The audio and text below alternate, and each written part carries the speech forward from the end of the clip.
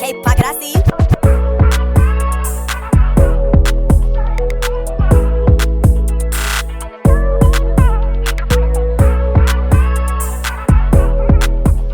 Hey y'all, what's up y'all?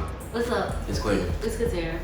Today we're gonna what are we supposed to be doing? Talking about I'm sorry y'all, it's been a long day. Yeah. We're talking about this is our story time part 2. We talking about first date. And yeah. Alright. So y'all seem to like the first one, so we're gonna hit y'all with another one. I'll let you do this one. Start it off. Okay. Yeah. So where do I start? So back to when I was talking about in the last video, we were doing a lot of texting and whatever. We kept trying to like set a time to like meet up, but like I said, Mr. Quentin here was doing his own thing, and it just never kind of like the time difference just never came to be. So finally, he finally got time. He would text me. He was like, "I want to see you today," and I was like, "Okay." And he was like, "Cause this ain't the first time he done said that. Cause the other few times he said that, and like what happened. You know, it just didn't happen because of what he was doing." So yeah, so he was like, "I want to see you today." I was like, "Okay." And so he was like, "It'll be when I come back." He was gone somewhere, and it was around like 8 o'clock. He texted me again and was like, "I'm ready for you to come." No. I texted him and I was like, "Are you ready for me to come?" He was like, No, let me shower first. I was like, "I just got home." So I was like, "Okay, cool." So I waited. And he finally texted me, talking about something. "You can come over." And I tell y'all, I zoomed over there, like zoomed through the town. Cause I'm like, "Okay, Mr. Quentin, you keep texting me so much you want to see me, so this is what's for me." So I zoomed over there, and first off, the GPS pulled me up to the wrong house. I was at the house across the street from him. And so I'm sitting there, and there's people outside of the house, y'all. They looking like, "Who's this girl pulling up at our house?" And I'm just sitting in the parking lot, in the driveway, like, you know, like I'm just supposed to be there. And they just looking at me, I'm looking at them, and I'm texting him like, "Where you at?" And saying that he said, "I'm outside." I look in my rear view, he behind me at the house across the street. So I'm like, oh Lord. So I'm like already embarrassed. I'm just dying laughing. He laughing at me. So I back up and I pull into his driveway. And so when he get in the car, he just dying laughing, like everything is just funny, like like it was hilarious. So when he got in the car, I was just like, I really was embarrassed. I really didn't know what to say. So like, and he said he was shy, so or nervous at the time. So when he got in the car on the way to where we was going, it was very quiet. Like he didn't say nothing. I didn't say nothing. I just was like, when he got in the car, I was like, "Hey," and he's like, "What's up?" And then that was that. Like I didn't say nothing else on the way over there. So yeah, taking over she left off. I was with a few of my close relatives, and we had been on the road, the highway, for quite a bit of time that day. And when I got back, like she said, I texted her and told her, "Let me take a shower." So in the midst of me being home at my mama's house, you create that. Yeah. Me to get to my mama's house. I went in my bedroom in her crib at the time and tidied up some stuff in the room, laid my bed up and stuff, and took a shower. But the whole time I was getting the shower and stuff, I was trying to figure out, like, I was already nervous as freak, so it was like, dang, like what am I supposed to say? Like, what's the conversation gonna be like? I mean, I know we had talked on the phone and FaceTime, Yeah. but now this is in person, so a lot's racing through my mind, sweating. I'm just like, oh man. So I get in the shower, get out, get dressed, text her, but the whole time she's coming, I'm in a stage where I just want to tell her don't come, because that's how nervous I am. And I ain't ever been that way. It's been too late. I ain't ever been that way with, female. I'm not trying to be on no BS. I'm not trying to come talk to you like somebody that's done said something to you before. I'm not that type of person. So I was trying to figure out, like, what are we gonna conversate about? So like she said, she zoomed over there.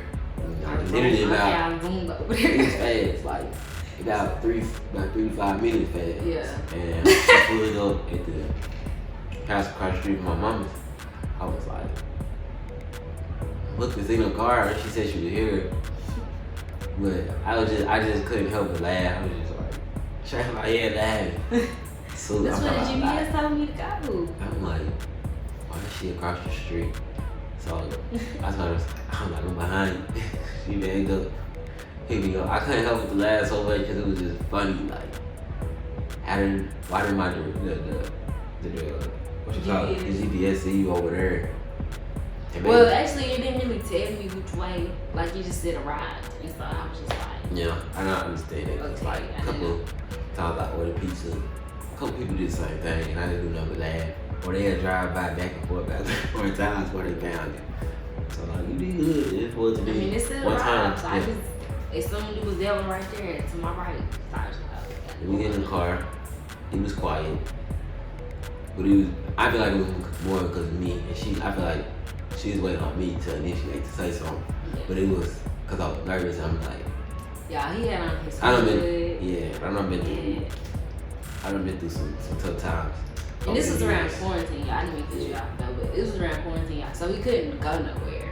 Yeah, and so this is a car. Along with it, I have been through some tough times over the years. She has too, but I didn't know that at the time. Mm-hmm. And then she when we got in the car and stuff, so it was like, that's why I didn't say nothing. And then like some people in life will speak on you, they don't know nothing about you. Yeah. And if they know somebody else that might, like I said, speak to you, it's like, can I get in their ear to stop them from speaking to a person? So like, we got in the car, and once we got where we was, which was our granny's, we sat in the parking lot. We just sat there. Yeah, he said parking lot. My girlfriend got a big old. Yeah, basically that's why I said parking lot. Parking lot. So we get down in there. I'm kind of nervous because, like, I didn't want nobody to come, you know what I'm saying, trying to pull up, bothering her. Yeah. More so if it was me, I mean, you know what I'm saying, we was gonna really take it up there, but I didn't want nobody bothering her. About him. And so once I got relaxed, we just started talking. We started asking each other questions, just to, you know, basically get to know each other better. And in the process of it, it's just like we both were. Yeah, we got to talking. Well, let me tell y'all, like, he don't know, but like, before we get, like, the first few times that he had said he wanted to see me, like, I had been preparing for it. Like, I had found these little questions on Facebook. It was like 4 or 5 slides of pictures, and it was full of questions, like, questions to, like, get to know somebody, whatever. You know, y'all probably seen them on Facebook, people share. So I saved them in my notes, so whenever we got in the car, I was just going through them, asking them, because I was like, remember, I was like, choose a number. Just going through that. Yeah, because I ain't gonna cap. She asked me that. I thought she was weird at first. I was like, I told her, like, why do you do stuff like that? Like, just ask me. Because that makes me feel like you not asking for you. But I was playing it. It worked out before. Yeah, after that, I didn't use it the whole time. Like, we started getting into more stuff once we started asking questions. But then the question was kind of like what broke the ice. When I tell y'all, he just sit there and let me talk his ear out for a good hour or so. Like, I didn't, he let me sit there. But I really needed to get it off my chest. Because like he said, I had went through some stuff and really just didn't have nobody to sit and listen to me other than my friend Niecy. That she was the only other person that sit there and talk about it with me. But he was like, you know, what was going on with you, you know. And I just told him everything. And like, it felt good to like let somebody, well, first of all, get it off my chest. And like, he actually understood it. And then we kind of like exchanged stories back and forth and realized we was like in some similar situations in the past. So we was like, dang, like, I didn't know you was going through that. And he was like, same thing, like, I didn't know you was going through that kind of stuff either. But it was kind of like what really made us close in that moment, because we was just like, it kind of shocked us, really. Yeah, it did. Yeah. I feel like that's what got me, because nobody I ain't trying to ever get close to nobody, so I'm gonna put it like that. But when it comes to when you with somebody or texting somebody, I ain't never got to the point where I ever heard a girl. I mean, I heard girls tell me things that I know they probably would never tell nobody else, but it wasn't something that they probably, and it was other stuff that I feel like they could have just told anybody else. But the stuff she told me, I was just like, you just can't tell somebody that. So it's like, for us to do that the first time on a date, you know, it made me feel good. I was like, damn, she told me that, I can tell her that, and just see where it goes. Yeah. So we started doing that, and then 9 o'clock turned from that to 2 a.m. 2 in the morning. Looking up, we get to the crib. Once we get through talking, we go back to my crib. We sat there about another hour and talked again. And I was making sure she told her to call me. Went home. She get home. FaceTime. Went to bed. I got in the bed smiling real big. Really big. And it made me feel like I was floating on clouds. Yeah. That's a shocker too. It's a shocker for me. And so it made me feel real good. And I remember I can remember this whole night, like everything she had on, what I had on. He told me the other night, I was like, Zane, how do you remember that? Like, I pay attention to everything. Yeah. Even when people think I don't pay attention, I might be mad at somebody. I pay attention to everything. I don't care if I don't want to hear it, I do, or don't want to see it, I pay attention. And like, I can tell her, like, I remember what she had on this day, that day. And be like, how do you remember all that? Like, I remember details. That's what got me, like, the little stuff she was doing. The little stuff she had on, like, it made me smile, it made me laugh, because, like, she came with a bunny on, long sleeve shirt on, like a crew neck. Yeah. Then she had on her black and red striped pajamas and her Ugg slides. So yeah, how can you forget like, how can you forget that? Myself, I didn't come. I was dressed up. Plus, I couldn't because everything shut down. But I'm not the type of person anyway. Like, if you can't take me looking like that, then you don't deserve me when I'm. And I was looking like period. I mean, she had that on, but I was looking. Oh, he was rough. Scruff. I know y'all probably think like right now. Y'all saw when we first started recording videos. Yeah. But he was looking worse than that. No offense. Yeah, I was only doing it because I was like, I wanted a fresh cut on her birthday. Yeah. Because I don't really be caring too much about her cuts. I mean, I can go get them anytime, but it's just be like, and I be trying to I'm going my facial hair out now, so it's so y'all just get a little thick. Give it some time. So when I come in, I bet y'all won't be hating then. But so yeah, I came out looking scruff like a cave. He was trying to hide. Cave man. Like I really had a hood on. He had a hood on and a hat. And I'm like this. I'm like this, you know. Yeah, this stuff, and I kept going like this. She kept taking it off. I kept.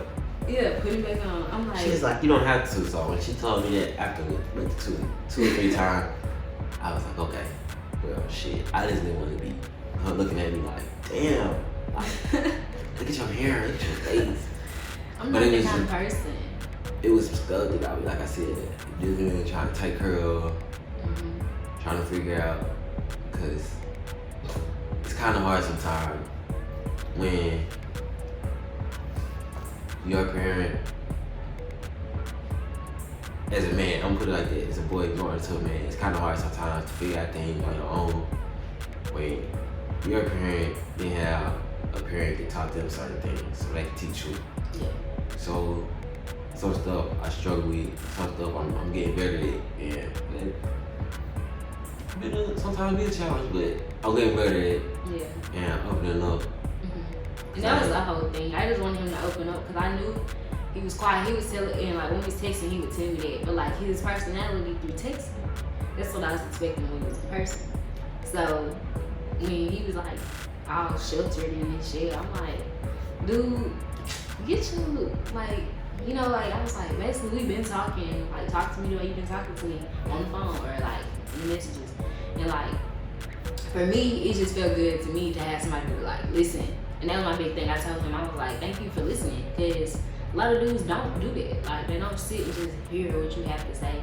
Even if, like, me and him, like I said, in that stage and point in time, we was just cool. We was just friends or whatever. And I was like, I just needed a friend, somebody who understood what I was going through and who listened and didn't judge me for what I was telling him.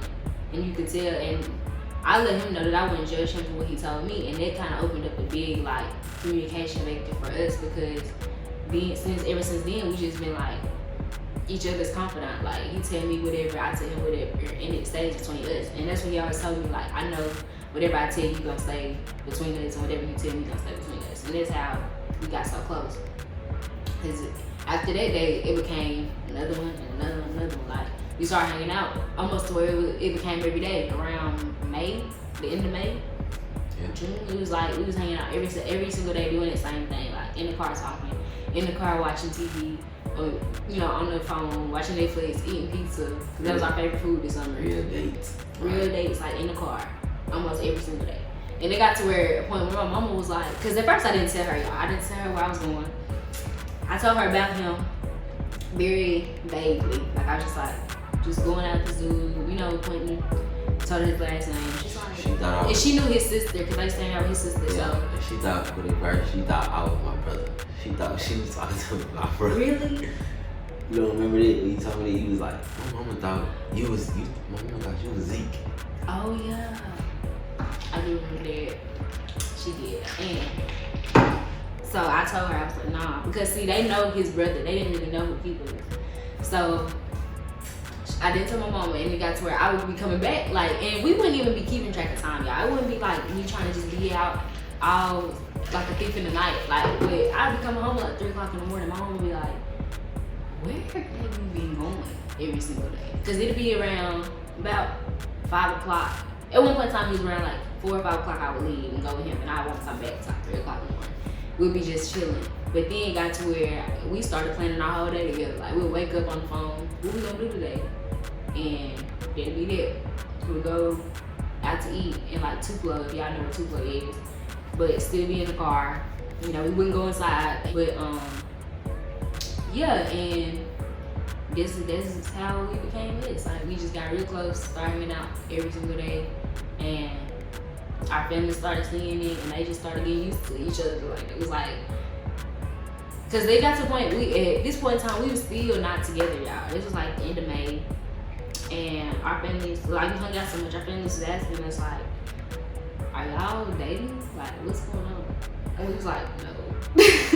We was both like, nah, cause we was both like, we wasn't feeling a relationship at the time, but we knew we liked each other. We just kind of was scared to like take that step with each other, so we just kind of kept it where it was. We was like, you know, we cool, we doing what we doing, so we ain't really worried about it.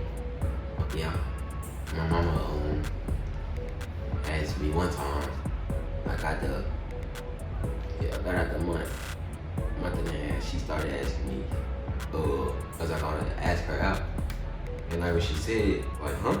Questioned her about 3 times. Like, huh? What she say? She's like, you heard me. Like, are y'all gonna date? Cause y'all been hanging out every day. Yeah. Literally. And I was like, Literally. You know, I'm scratching my head. I ain't gonna date a thing. What you talking about? But I mean, I was happy, so like, she couldn't. I mean, you couldn't deny my happiness because I was acting and looking. Both of us. So we was skipping. she knew something. So it was just like, like she's like, I'm like, I don't know. I was like, I'm thinking about it, but I was like, I'm just not. I don't know, mom. I can't go through no more BS. I won't. I'm not gonna put myself in it. I'm not put myself through it. And I was like, I feel real good with her right now, but I was like, the way I'm feeling, like if it comes to turn to something else, I don't know how I'm gonna act. So I'm just gonna let you know right now. And I was like, so I'm gonna have to do some real thinking and praying before, like, which I did. So leading into that, my mom's birthday was on the 10th of June. And I wanted to ask her the day of my mom's birthday or right before. But yeah, so the next week, well, in the process of it, she asked me for some to like Dr. Bronner's soap. Dr. Body Wash soap. It's really good. She gets some. Got it off Amazon for her. Got her 2 of them. And I brought them over. Yeah, I brought them over to her in a box over her mom and dad's crib. And when I walked up under the car porch, she was just expecting the box, and that was it. Like, and just to see me for that, you know, bring the box and give her a little kiss under the box. You know, I was gonna tell her like I was gonna play it out like I was gonna go buy, and she's gonna walk off. And I grabbed her and pulled her back and was like, when I handed it to her box, I was like, hey, would you like to be my girlfriend? It threw me off. And then she didn't, like, if you would have seen, you'd have been like, she didn't hear what you just said. But she heard it, but it was just like, she didn't register. It didn't go through like, excuse me, this dude just asked me to be his girlfriend. But when it rained again, it stunned her. When she got out of her stun mode, she said it was smiling real big. And I was just like, oh man. Oh man, I'm just thinking on my head, like, you know how you be feeling when you can't show it outside, but she got it on the inside. Oh. Yes. This was in June, y'all. June 17th. I'm like, bet. So she said yes. He hugged me and kissed me. And when I left, man, I'm going music all the way home and happy songs. Like, no care my spirit songs, like happy songs. To the house, I felt great. Took a shower and stuff. Hey, I've been taking in, but I would say in the whole process of all that, I really came to her correct. I didn't come to play no game. Yeah. I mean, we had a few bumps where we had to lay some stuff out where people don't have to when they want somebody that. Yeah. And probably need them for the best of your sake. And that's what I felt like. It wasn't really just, oh, I want her, because you can want somebody and then tomorrow you can want somebody else. Like mine was past it. Like that type of stuff, that's kiddish to me. Yeah. So it was like, what am I missing? I need like stuff that I was missing from her. When it be like a woman standpoint, it's like I ain't had it in people that I chose. It wasn't there. It couldn't match what I was on. And the mind that I had, like they weren't gonna help me to get where I need to be in life. So everything clicked and registered when I started talking to her and stuff. It made it easier. It helped me out a lot, made me feel better, safe, secure. So once we straightened the little bumps out and put everybody in the place where they're supposed to be, cut them off. The day I texted her, like I was about her then. She didn't know that. I mean, I told her, but because I was still on edge, like she didn't know that. But like I came that way, like that's what I was on. Like it wasn't no. I really never had to doubt it, but you know, just going through what I had to go, what I've been through, like it was just scary because I've heard a lot of things in my lifetime, my 20 years of living, that, you know, a lot of dudes will say one thing and they'll play that part for so long, but then it's just kind of like, whatever, you know. And so I was just like, I knew what I had to offer, and I know a lot of other people knew what I had to offer just from seeing the kind of person that I am. But I always felt like people just used it, or my kindness for weakness, they just kind of used it as a way to, I don't know. But that's why when he came to me, he was like, yeah, I want to be with you. And this, that, and the third, and when we started talking, like, you know, started planning stuff together, like, I was just like, are you sure? Because I can't go through another thing like I went through before. Like, that stuff is really traumatizing, and it really, like, just causes you not to trust people ever again. So we really just went through a phase, because he went through the same kind of thing. We just went through a phase of having to gain each other's trust. And that's why we really started out just being cool, being friends, and like really just getting to know each other every single day. Like every day we would sit in the car and talk about something different, something that we both had on our hearts, our minds, or something that we went through, asking each other, you know, how did you get through this, or how do you feel like I should go about this? Because we trusted each other enough to take each other's advice, and our advice, well, we knew it was coming from good interest. Like we knew whatever I knew if he told me something, it would be coming from his best interest in me, or vice versa. So I just felt like once we really broke that barrier of trust, and we knew that I knew that he had me, he knew that I had him, it just kind of flowed from there. So when he asked me to be his girlfriend, I ain't have no question about saying yes. But when he asked me, it kind of shocked me because I knew that he was kind of on edge too in the beginning about dating somebody again. So when he asked me, I was like, say it again. It wasn't no pretending stuff with her. It was just real and authentic. Yeah. That's what sold me. And then everybody in my family was just like, y'all so cute. D-Ma was like, her granny D-Ma was like, oh my gosh, y'all my babies. Y'all my babies. So like everybody in my family said me real cute. And to not lose her. And this is coming from a lot of women in my family now. I'm that baby boy. Yeah. Even the little girls that's younger than me, somewhat they feel like I'm still their baby boy. Yeah. And everybody's like, you better marry her, all this. Yeah. I'm like, y'all telling me something. We hearing this from both sides. I'm like, y'all telling me something that y'all ain't have to tell me something. I know. But just to hear them say that though, and I was telling her, I tell her, talk about it all the time, like, man, you just don't understand. Like, these folks would never, you hear me? Never. Anybody come around, hey, my family now have filters. I'm just gonna be real, they don't have filters. Especially the guys in my family. But the women, they just as bad or worse as the guys when it comes to no filters about speaking their mind, speaking the truth, whatever they feel in their heart, they just gonna let it out. Yeah. Like it's gunshots. Run terror around everything. Everybody talking. Got conversations for days. How you doing? How's your mother doing? Your granny them, they okay? Your sisters? Yeah. Anybody else? They ain't asking my thing. They didn't look that way. It wasn't even like an acknowledgement. It was just like, okay, you and my family member. It's cool. Yeah. Cause see, you know, some families, when I tell you they be doing, they play the roles when certain people come around. As soon as you leave, now why you with? Right. With her, it was just real. I don't think on the same end from her folks. So it was just like, I feel like Kobe. I feel like I won a championship. You know? I was thankful and been thankful every day since I met her. But I guess that's the end of this video. Hope you guys liked it. So you guys comment and hope you guys subscribe. And don't forget to hit that notification bell so you can get notified every time we post, which is Wednesday, Thursday, and Saturday.